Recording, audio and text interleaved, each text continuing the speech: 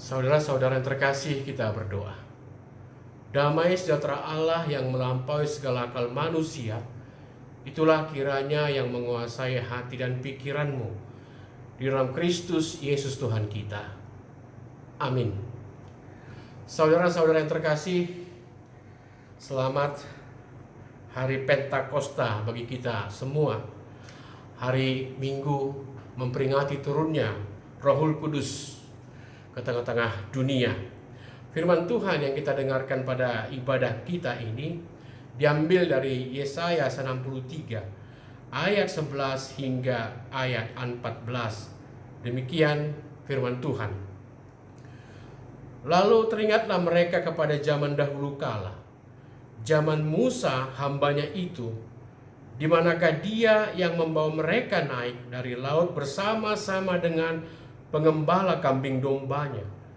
Di manakah dia yang menaruh Roh Kudusnya dalam hati mereka, yang dengan tangannya yang agung menyertai Musa di sebelah kanan, yang membelah air di depan mereka untuk membuat nama abadi baginya, yang menuntun mereka melintasi samudra raya seperti kuda melintasi padang gurun. Mereka tidak pernah tersandung seperti ternak yang turun ke dalam lembah. Roh Tuhan membawa mereka ke tempat perhentian. Demikianlah engkau memimpin umatmu untuk membuat nama yang agung bagimu. Jemaat Tuhan yang dikasihi, sebaiknya kita ingat ketika hidup kita aman atau makmur, di situ ada potensi dan kesempatan untuk membangun hubungan yang berkualitas, hubungan keluarga yang bermakna, hubungan persahabatan tanpa curiga dan cemburu, dan itu juga waktu yang tepat untuk memperlengkapi iman dan meningkatkan hubungan kita kepada Tuhan.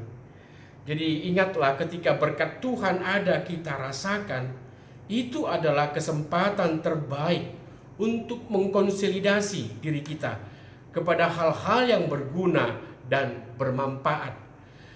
Dan itulah yang dilupakan oleh umat Israel, umat Tuhan itu. Ketika mereka semakin kuat dan makmur dan hidup nyaman sebagai suatu bangsa, mereka terlalu asik dengan kenyamanan itu. Tuhan menjadi tidak penting bagi mereka. Keluarga, masyarakat semakin melupakan Tuhan. Mereka durhaka kepada Tuhan. Dan tentu saja keasikan mereka membuat mereka menjadi lemah. Dan itu membuat mereka menjadi mudah menyerah pada kekuatan bangsa lain yang datang menindas mereka. Akibatnya mereka ditawan sebagai hamba yang bekerja bagi orang-orang Babel. Itulah konteks Israel saat khotbah ini diturunkan. Mereka berada di dalam penderitaan di pembuangan Babel. Saudara, kita harus akui keteguhan iman dan juga keteguhan mental dari Nabi Yesaya sebagai nabi yang diurapi. Dia tetap setia, tidak pernah melepaskan diri, tetapi tetap menemani bangsa itu sampai ke pembuangan Babel. Dia setia kepada Tuhan, juga dia setia kepada bangsa Israel. Ketika Israel aman dan berjaya sampai bermusa, mulut Nabi Yesaya memperingatkan agar bangsa itu tidak menyimpang dari jalan yang dikehendaki Tuhan, agar mereka setia dan taat, dan malah kepada mereka diperingatkan akan hukuman Allah atas kedurhakaan mereka. Dan sampai-sampai nabi itu dibenci dan dimusuhi oleh bangsa Israel. Tetapi kemudian berbalik, ketika Israel dihukum, dia harus merubah fungsinya menjadi seorang nabi penghibur bagi bangsa-bangsa Israel yang mengeluh dan putus asa, dan memohonkan ampunan bagi bangsa itu agar Allah mau mengampuninya, serta melihat apakah ada peluang dan jalan keselamatan bagi Israel. Tetapi itulah memang fungsi nabi. Mereka dipanggil Allah untuk berjerih payah demi umat Allah itu. Mereka tidak boleh menyerah dan tidak boleh meninggalkan tugas panggilannya, karena mereka adalah gembala bagi umatnya. Para nabi itu harus membuat umat itu mau menyesali dosanya agar mereka layak untuk diselamatkan. Saudara-saudara, begitulah di tengah-tengah pengharapan bangsa Israel, Yesaya terus merenung. Apakah mungkin bangsa ini masih bisa lepas dari tawanan dan perhambaan? Kadang-kadang muncul keputusasaan. Apa yang bisa diandalkan dari Israel agar lepas dari kuasa dan kekuatan bangsa Babel yang sangat besar itu? Mereka adalah tawanan tanpa kekuatan manusia dan senjata. Jika secara rasio atau akal mustahil Israel bisa diselamatkan. Tetapi di tengah kemustahilan itu tiba-tiba muncul hikmat. Yesaya teringat pada kuasa Tuhan. Itu menguasainya, itu meliputi hatinya. Yesaya teringat akan kuasa Allah yang maha dahsyat, yang melebihi kuasa apapun, kuasa yang tak tertandingi raja manapun. Kuasa itu adalah kuasa yang telah melepaskan Israel sebelumnya dari tawanan di Mesir. Itulah kuasa yang memberikan keberanian bagi Musa ketika berhadapan dengan kekuasaan Firaun yang besar. Itulah kuasa yang tidak menggoyahkan hati Musa ketika berhadapan dengan kekuatan senjata pasukan Firaun. Itulah kuasa yang memberikan ketetapan hati dan kepercayaan kepada setiap bangsa Israel, membuat mereka berdaya dan tidak takut mengambil resiko keluar dari perhambaan itu. Itulah kuasa yang membuat penggembala-penggembala domba yang diremehkan dan tidak diperhitungkan itu keluar menjadi sosok-sosok yang ditakuti semua bangsa yang ada di padang gurun. Itulah kuasa yang ada pada tangan Musa yang mampu membelah laut untuk dilalui bangsa Israel. Saudara-saudara, itulah kuasa penghiburan. Itulah kuasa yang menguatkan bangsa Israel, yang memungkinkan mereka boleh menerima keselamatan. Kuasa apa itu? Itulah kuasa Roh Kudus. Itulah kuasa Roh Tuhan. Itulah kuasa Roh yang memiliki otoritas untuk melindungi, untuk menuntun, untuk merubah situasi, untuk membalikan posisi, dan juga menggantikan yang lama dan menjadi baru. Jika dikatakan Roh Tuhan memimpin, melewatkan, melampaukan mereka dari samudra raya, dari padang gurun, dari lembah yang merupakan tempat-tempat mematikan, itulah kuasa yang mampu menghibur dan mampu menyelamatkan bangsa Israel keluar dari perbudakan.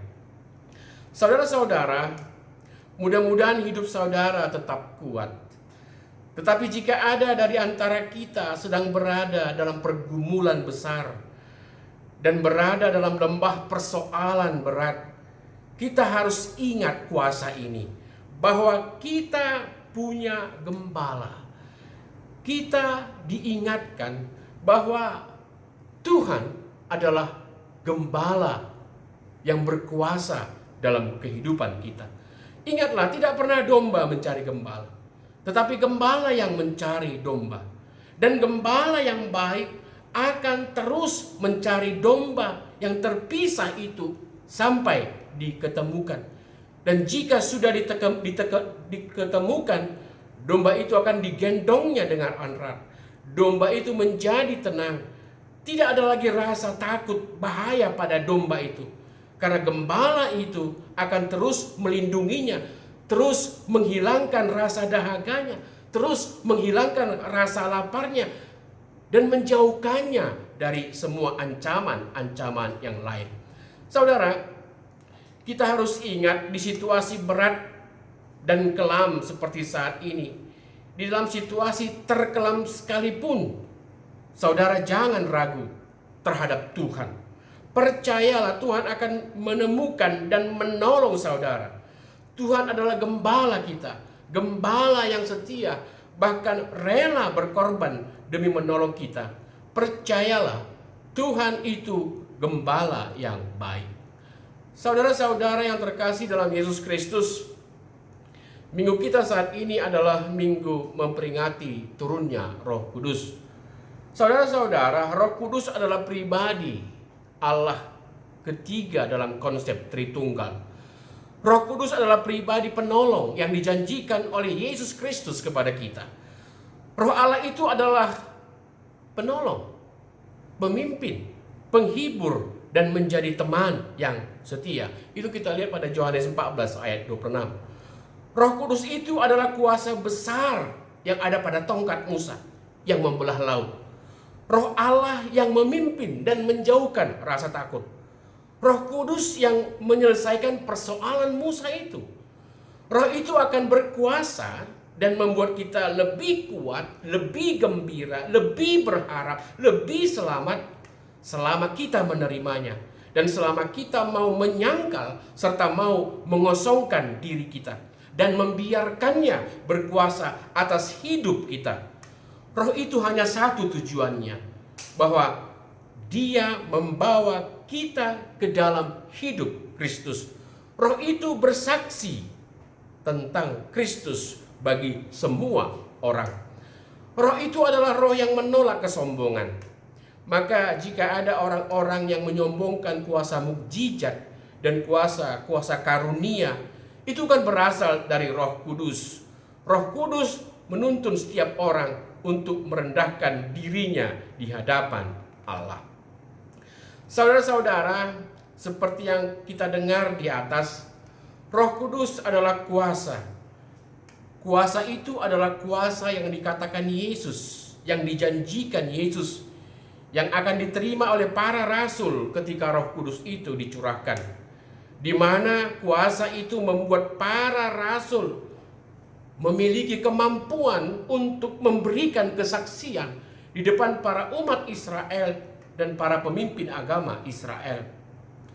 Dengan kuasa roh itu para rasul dirubah menjadi sosok-sosok yang berani seperti Musa ketika menghadapi Firaun. Menjadi sosok yang siap menanggung resiko seperti yang dilakukan Yesus Kristus. Dikatakan juga, Roh Kudus membuat orang percaya tidak akan malu. Karena Injil adalah kekuatan Allah yang menyelamatkan setiap orang percaya.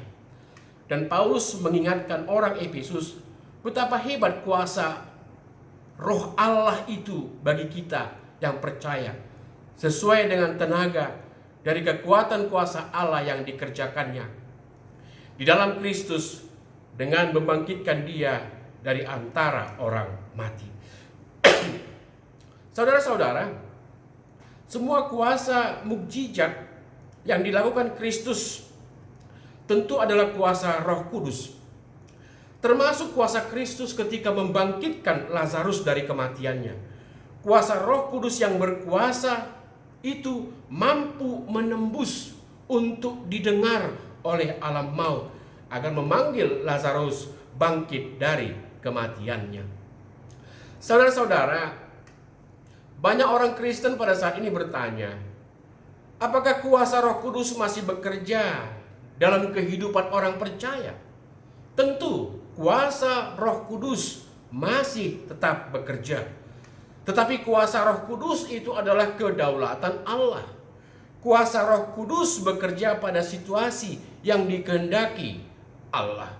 Saudara, peringatan turunnya Roh Kudus yang kita peringati sekarang adalah peristiwa yang hanya sekali terjadi, dan tentang peristiwa ini, pencurahan Roh Kudus ini sebenarnya sudah lebih dahulu dipesankan oleh Yohanes Pembaptis, bahwa jika dirinya membaptis dengan air, maka Yesus akan membaptis dengan Roh.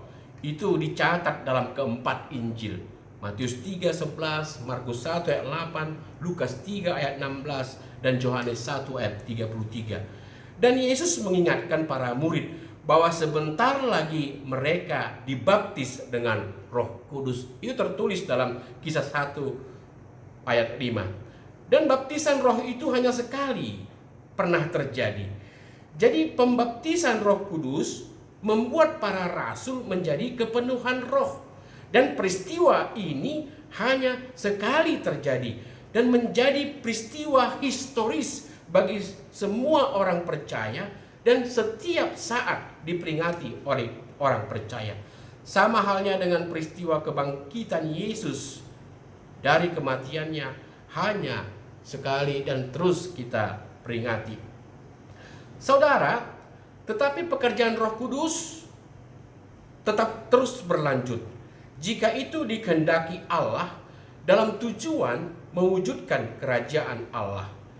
Dan itu bisa kita lihat dalam kitab Perjanjian Baru, bagaimana Allah menggerakkan pribadi-pribadi dalam kerangka kemuliaannya dan dalam kerangka menyebarkan kerajaan Allah.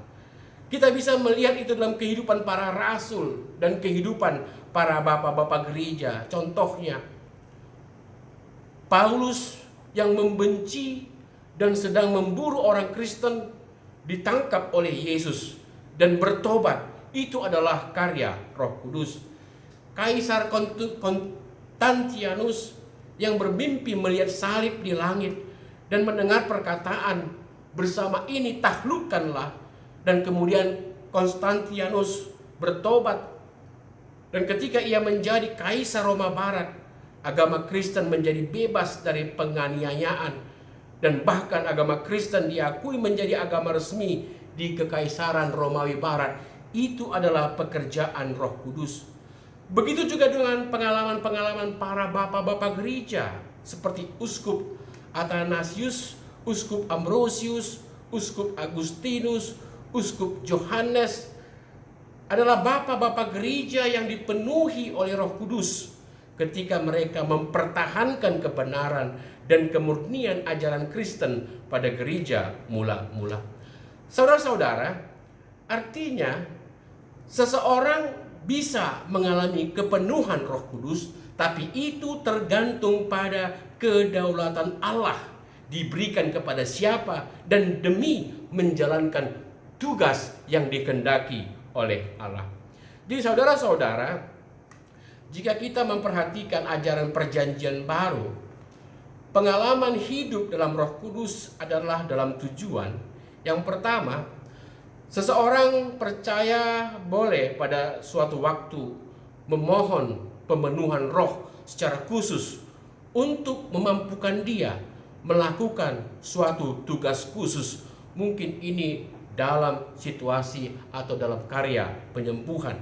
Yang kedua, tujuan hidup orang Kristen haruslah sesuai dalam mempraktekkan karunia roh yang masing-masing mereka terima, dan itu dilakukan untuk kemuliaan Allah. Yang ketiga, hidup orang percaya harus secara terus-menerus dan semakin bertumbuh dalam kehidupan yang dipenuhi oleh roh seperti yang dikehendaki oleh Yesus Kristus.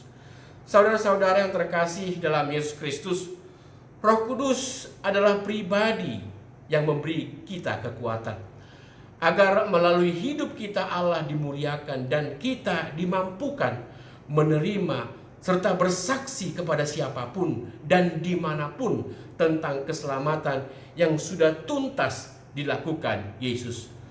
Roh Kudus bukan diturunkan agar rasul mampu meneruskan pekerjaan yang telah dilakukan Yesus. Bukan seperti itu. Harus kita ingat, tugas yang dilakukan Yesus di dunia telah selesai. Pekerjaan Yesus dalam rangka penyelamatan manusia sudah sempurna, selesai melalui kematian dan kebangkitannya. Jadi Roh Kudus dijanjikan kepada para rasul adalah kuasa yang menyertai para murid dan semua orang percaya dalam menyampaikan kabar keselamatan ke seluruh dunia demi memuliakan karya penyelamatan Allah. Amin. Kita berdoa.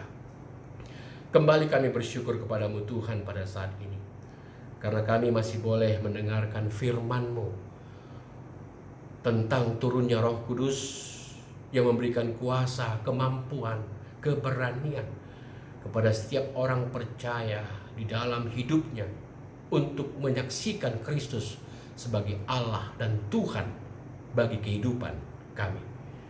Kepadamu Tuhan kami serahkan hidup kami ini agar Engkau yang mengisinya dengan Roh Kudus. Kami akan membuka hati kami agar kuasa itu bekerja dalam kehidupan kami, sehingga kami boleh menghasilkan buah-buah yang sesuai dengan kehendak Tuhan dalam kehidupan kami. Ya Tuhan, ajarlah kami untuk memahami dan juga dekat dengan kuasa Roh-Mu, kuasa yang membangkitkan hidup, kuasa yang menyelamatkan kami, kuasa yang menebus kami. Ajar kami Tuhan agar senantiasa memohon karunia Roh-Mu, sehingga kami boleh selamat, dikuatkan, serta diberikan kemampuan dalam melaksanakan semua kehendak Tuhan di tengah-tengah dunia ini. Kepadamu juga kami serahkan hidup kami Tuhan ketika menjalani banyak persoalan. Kiranya kuasa Roh Kudus-Mu itu menaungi kami, meluputkan kami, serta menyelamatkan kami. Ya Tuhan, dengarlah doa kami. Terimalah di dalam Yesus Kristus, Tuhan dan Juru Selamat kami. Amin.